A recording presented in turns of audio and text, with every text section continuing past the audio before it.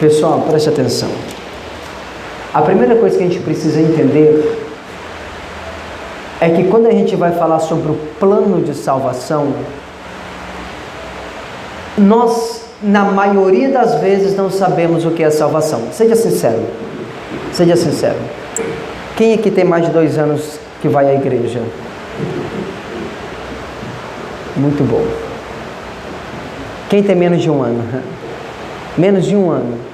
Olha aí. Assim, menos também, né?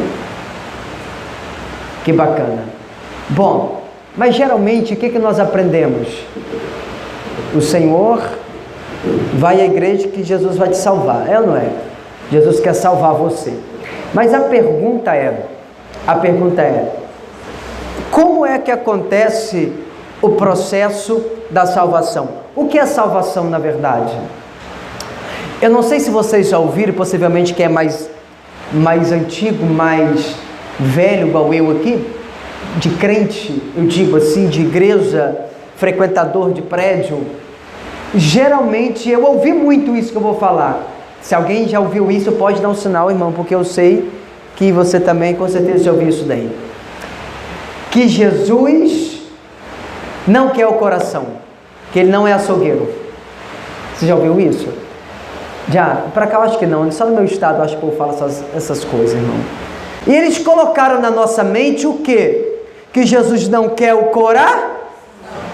Aí sabe o que deram para Jesus? Gravata, terno, sabe? Calça, essas coisas assim. Você entendeu ou não? Então o que acontece? Eles fizeram com que nós damos para Deus o nosso estereótipo e nós nos esquecemos de dar para Deus o que era mais importante. Porque quando eu falo de coração, irmão, a Bíblia vai falar de coração, não está dizendo desse órgão que você tem aí, que pulsa, não. Coração na Bíblia aponta para o espírito. É algo muito mais íntimo e profundo. Então se eu perguntar para você aqui, o que é salvação? Alguém se arriscaria, pelo menos falar, ou descrever o plano de salvação? Possivelmente não, né, irmãos? Porque é um assunto que nós não aprendemos no decorrer dos anos. Pega a sua Bíblia. Vamos ler a palavra do Senhor? E hoje nós vamos falar sobre o processo da salvação. 1 Tessalonicenses 5. Nós vamos falar sobre os 3 níveis da salvação. Preste atenção. A salvação é uma. Dá para repetir? A salvação é uma. Existe uma salvação que acontece em 3 tempos. Amém? Então quantas salvação tem? Acontece em quantos tempos? 3. Amém? 1 Tessalonicenses 5, 23. Quem achar pode ler para mim. Eu mesmo Deus de paz vos santifique em tudo, e todo o vosso espírito e alma e corpo sejam plenamente conservados, irrepreensíveis para a vinda do nosso Senhor Jesus Cristo. Como é que é? Lê de novo a primeira parte. Eu mesmo Deus de paz vos santifique. E o mesmo Deus, o Deus da paz, vos santifica em tudo. O que vem depois aí? Ponto e vírgula? Sim. Algumas Bíblias não vão estar ponto e vírgula porque vai estar errado. Mas geralmente é um ponto e uma vírgula. Por quê? Porque o que vem a seguir é o que completa, é a completude do que vem antes. Estou correto? Estou correto? Então observa, que o Deus da paz vos santifique em tudo, e o vosso espírito, mais, pode somar, um sinalzinho de mais alma, e mais corpo, seja o quê? Plenamente conservados, íntegros e irrepreensíveis. Até quando? Para a vinda do Senhor. Então observa, o que nós precisamos entender? Que o nosso espírito, a nossa alma e o nosso corpo precisa ser conservado, precisa ser mantido irrepreensível e íntegro até o Senhor voltar. Amém, pessoal? nós precisamos entender que a salvação não é só a alma. O que nós aprendemos no decorrer da caminhada da nossa fé? O espírito volta a Deus, o corpo volta ao pó e a alma fica vagando, procurando um destino para ela. É ou não é? E outras vezes a gente aprende o quê? Que a gente só é espírito e corpo. E outras vezes que somos só alma e corpo. Mas a Bíblia é clara, nós somos espírito, alma e corpo. Então nós falando sobre o processo da salvação, que é a nossa aula de hoje, a aula 2, que está na apostila, nós vamos entender que existe uma salvação que ocorre, que acontece em 3 tempos, em 3 níveis, no nível do espírito, no nível da alma e no nível do corpo. Amém até aqui? Então, o que acontece? O que é o novo nascimento? O novo nascimento é quando o meu espírito, que espírito? Espírito humano, recebe o Espírito de Deus dentro dele, e ele se enche tanto de Deus, que ele transborda, e quando ele transborda, ele toca a alma, e a alma passa por um processo chamado metamorfose, ou metanoia, ou transformação, e nesse processo de transformação da alma, se manifesta no corpo físico. Consegue entender ou não? Então pode acontecer de muitas pessoas estarem na igreja, nascerem de novo, mas o seu caráter continua o mesmo quando era do mundo. É por isso que você vai ver dentro das igrejas muitas pessoas que são antigas na igreja e são mau caráter. Por quê? Porque nasceram de novo, só não passaram pelo processo de transformação. E quando eu não passo por esse processo de transformação, o que acontece? O meu corpo físico revela. E como que ele revela? Pela roupa que eu visto, pelo blazer que eu coloco, pela calça, pelo meu sapato? Não. Revela pelo meu comportamento. Então, pelo comportamento, você sabe se a pessoa tem um caráter transformado, se a alma dela foi transformada ou não. Consegue entender?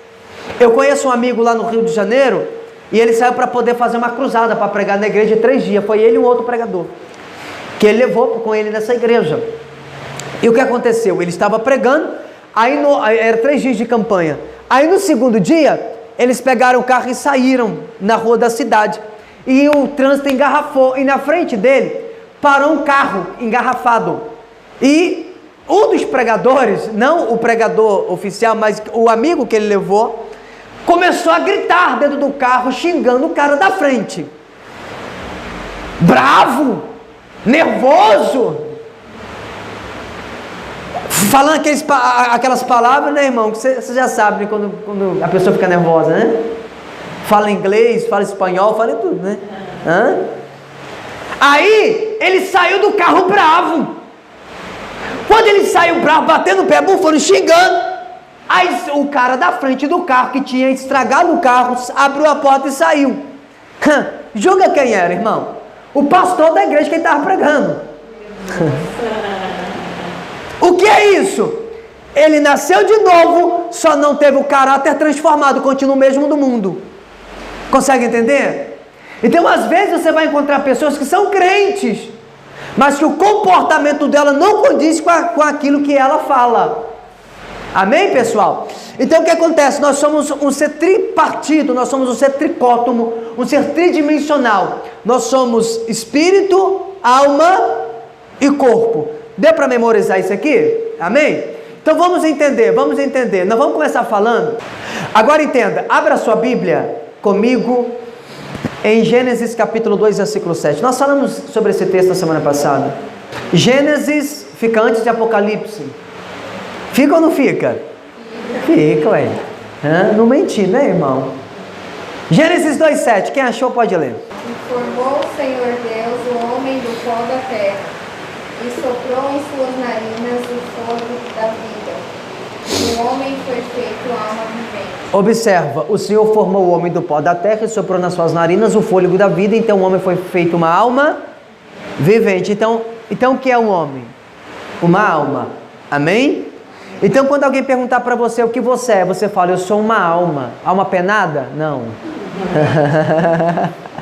Uma alma vivente. Amém, pessoal? Então o que acontece? O Varão, você tirou todo o meu som. Misericórdia. Vamos dar uma oferta para ele, irmão, para ele fazer bem feitinho ali, né?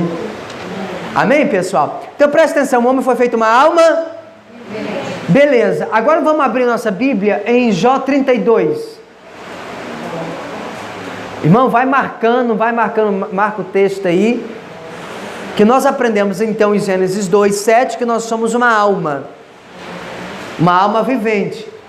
O que é que produziu a alma? A junção do fôlego de vida, o sopro.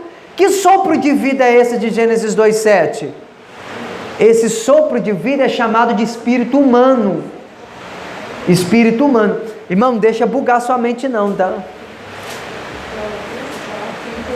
Jó 32. Quem achar, lê para mim o verso 8.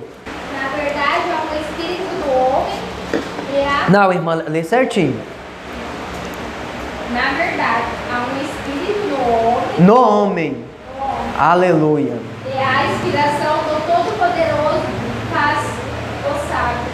Faz o sábio. Em outra tradução vai estar, na verdade há um espírito no homem. Achou aí, irmã? Na verdade há um espírito no homem. Então o homem também tem um espírito. Jó 32:8. Em outra tradução, o que vai dizer aí? Na verdade, há um espírito no homem, e a inspiração de Todo-Poderoso faz entendido. E a inspiração do Todo-Poderoso faz entendido. Vamos ilustrar para os irmãos entender. Vamos ilustrar. Ó, há um espírito, uma alma e um corpo. Amém, pessoal? Amém? Amém? Então nós somos 3 em 1. Nós somos 3 em 1.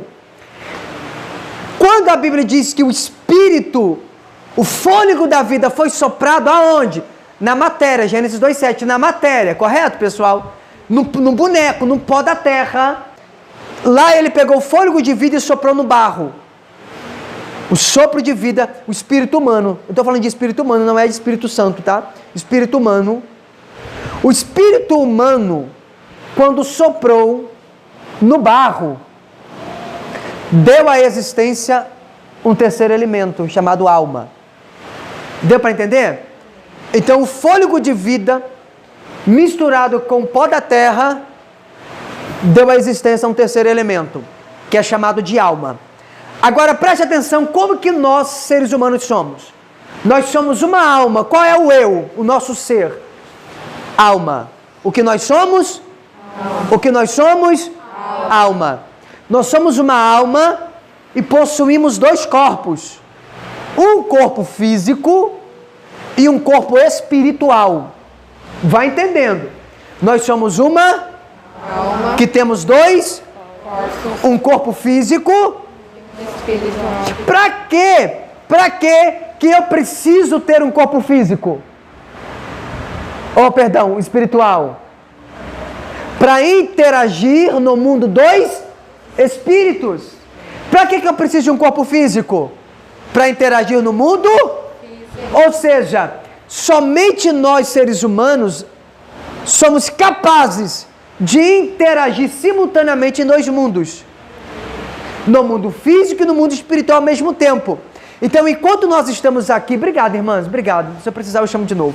Então, enquanto nós estamos aqui, nós estamos interagindo no mundo físico, porque você está tendo contato com matéria agora, mas ao mesmo tempo, você está tendo contato no mundo espiritual. Ou seja, nós temos um corpo físico, para quê? Para interagir no mundo físico, no mundo natural. E nós temos um corpo espiritual para interagir no mundo dos espíritos. Então, como que funciona o negócio? Deus nunca vai falar conosco na nossa alma e nem no nosso corpo físico. Ele sempre vai falar no nosso espírito. Vamos ler João 4:24? Eu estou tentando explicar para os irmãos, se os irmãos não entenderem isso, essa tridimensionalidade, nós nunca vamos conseguir entender o processo da salvação e como que a salvação se manifesta. João 4:24. Eu faço questão que os irmãos abrem a Bíblia, folheiem, anotem, tá? Por quê? Para os irmãos começar a criar experiência com a palavra. Amém, pessoal? E à medida que vocês forem aprendendo a manusear a palavra de Deus, vocês não vão ter mais dificuldade em entender a Bíblia. João 4:24, quem achou, lê para mim. Deus é Espírito, e importa que os que adoram, e adorem em Espírito e em verdade. Olha isso, que revelação profunda. Deus é Espírito. Deus é Espírito. Então, se Deus é Espírito, como é que Ele vai falar conosco? No Espírito, no Espírito humano. Consegue entender ou não? Nós somos criados mortais para não morrer. Entenda uma coisa: tudo que é físico, repete comigo, tudo que é físico, é irreal. Tudo que é invisível, é real. A gente pensa que isso aqui é realidade, mas isso não é realidade. Porque tudo que acaba, tudo que termina, tudo que tem prazo de validade não é real. Aleluia! Eu sinto o Espírito Santo aqui, irmãos. Por quê? Vamos ler Hebreus 11:3. Você vai entender aonde eu quero chegar. Deus é Espírito, e importa que aqueles que o adoram em Espírito e em verdade. Posso falar uma coisa para você de verdade? Irmão, você está num processo grandioso, porque hoje está tendo carnaval e você não foi para lá, irmão. Ah, meu Deus, se Jesus voltar agora, vai todo mundo para o céu. Amém? Hebreus 11, verso 3. Irmão, preste atenção nessa revelação, hein? Vai marcando, pode riscar a Bíblia, tá, irmão? Riscar a Bíblia não é pecado. Pode anotar, não tem problema, tá? Eu vou dar uma dica para os irmãos. Sempre que a gente partir para um texto, quando a gente for para outro texto, se você tiver caneta, anota. Por exemplo, a gente estava em João 4:24, aí do ladinho você pode anotar Hebreus 11:3, entendeu? Aí nós vamos estar em Hebreus 11:3 agora, aí depois você pode anotar o próximo texto aí mesmo, sabe? Para um texto puxa o outro, tá? Quem achar Hebreus 11:3, lê para mim. Pela fé entendemos que os mundos, pela palavra de Deus, foram criados, de maneira que aquilo que se vê não foi feito do que é aparente. Você consegue entender esse texto? Parece confuso demais, não parece, irmão? Pela fé entendemos que os mundos foram criados, é isso? A pergunta é, irmã Rosa, irmão, olha como você tem que olhar para a Bíblia. Quando você leu a primeira vez, você entendeu alguma coisa aí? Seja sincero. Nada, né, irmão? Tudo confuso, né? Então você vai começar a olhar para a Bíblia com esse olhar. Pela fé, entendemos que os mundos foram criados. A primeira coisa não é ler o texto direto. Respeita ponto e vírgula, olha para o texto, faz pergunta para ele, faz ele te responder. Primeira pergunta: que mundos são esses? Pela fé, entendemos que os mundos foram criados. Mas que mundos são esses que foram criados? Então presta atenção: tudo que se vê não foi feito do que é aparente, ou seja, não foi feito do que se vê. Porque tudo que se vê foi criado mediante o que não. Ou seja, a cadeira que você está sentado, o banco que você está sentado, o sofá que você está sentado agora, na verdade, posso falar? Tudo que tem na terra é uma sombra do que tem no céu. Nós entendemos pela fé que os mundos foram criados. Que mundos são esses? O mundo físico e o mundo invisível. O mundo espiritual e o natural. Ou seja, o mundo aqui, ó, o mundo natural, o homem natural e o homem físico, o mundo físico. Consegue entender? E tudo que existe não existe mediante aquilo que se vê. Ou seja, tudo que tem na terra é uma sombra, é uma réplica do que tem no céu.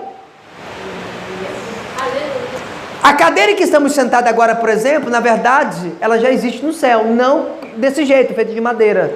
Não feita assim, como essa aqui, não, de fibra. É uma cadeira muito mais chique, né, irmão? Né? Irmão, entenda uma coisa. No céu, a Bíblia vai falar que existem milhões e milhares de carros. Só que carro no céu, irmão, não é essas porcarias de Ferrari que tem aqui, não. Esses trem ruim de BMW, não. Tem rua no céu. Hã?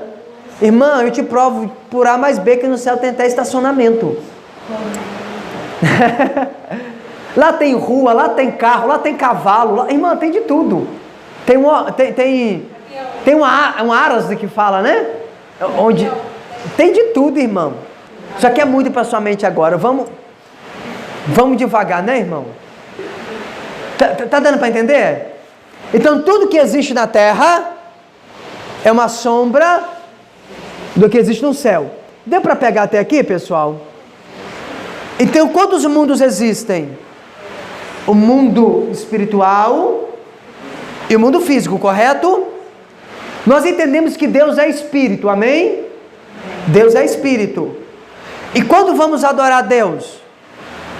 Adoramos com a mente? Adoramos com a alma? Espírito.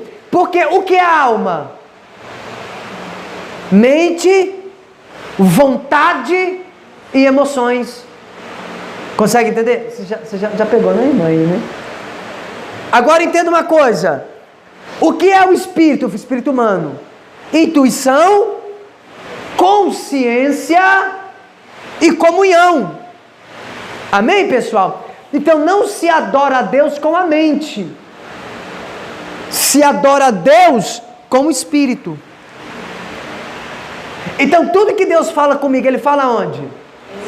No espírito. E a minha mente, ela vai traduzir com palavras compreensíveis. Aí eu vou falar no mundo natural, para que todos entendam. Amém? Então, primeira coisa, nós entendemos em Gênesis 2:7 o quê? Que o homem foi feito uma alma. Temos que memorizar isso, por isso que eu bato bastante na tecla. Gênesis 2:7, o homem é feito uma alma vivente. Amém? Vamos ver se é Zacarias, abre para mim Zacarias, vê se é Zacarias 12 primeiro, irmão. Irmão, olha a profundidade do negócio. Ele faz o quê? Estende O céu. e faz o que com a terra? E funda a terra. Funda a terra. Irmão, presta atenção na dimensão. O texto está falando sobre um Deus que é capaz de estender o céu e fundar a terra. Mas veja onde ele encerra. E que forma o espírito do homem dentro dele. Meu Deus, irmão. Você tinha que ter dado um glória por causa disso. É um Deus que estende o céu, funda a terra e que forma o espírito dentro do homem. Dentro de você tem um espírito. Jó 32:8. Na verdade há um espírito no homem, e a inspiração do Todo-Poderoso faz entendido. Dentro de você tem um espírito. Aonde que está o espírito? Dentro da tua alma. E a tua alma está hospedada dentro do teu corpo. O teu corpo é uma casa, é uma hospedagem, é uma hotelaria. É um veículo que está guardando a sua alma. Agora entenda. Nós somos uma alma que temos dois. Irmão, decora o que eu vou falar, memoriza. O que é o corpo espiritual, o que é o corpo físico? Repete comigo, um bloqueio de proteção para minha alma. Meu Deus, por causa do glória dela, eu vou repetir. O nosso corpo espiritual, o nosso corpo físico é um bloqueio